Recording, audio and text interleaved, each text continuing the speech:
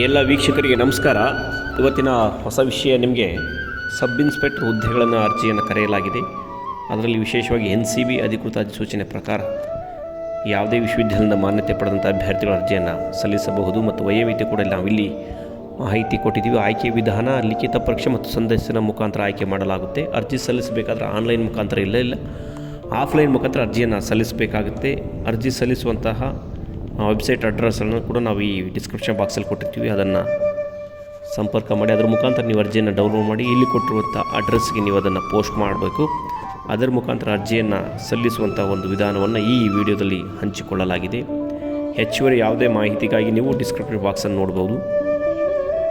ಈ ಮಾಹಿತಿಯನ್ನು ಅಧಿಕೃತ ಮಾಹಿತಿಯನ್ನು ಕೂಡ ನಾವು ಇಲ್ಲಿ ಹಂಚಿಕೊಂಡಿದ್ದೇವೆ. ಸರ್ಕಾರ ಹೊರಡಿಸಿರುವಂತಹ ಅಧಿಸೂಚನೆ ಅಧಿಕೃತ ಮಾಹಿತಿಗಾಗಿ ಈ ಥರದ ಮಾಹಿತಿಗಾಗಿ ಸಬ್ಸ್ಕ್ರೈಬ್ ಮಾಡಿ, ಲೈಕ್ ಮಾಡಿ ಮತ್ತು ಶೇರ್ ಮಾಡಿ.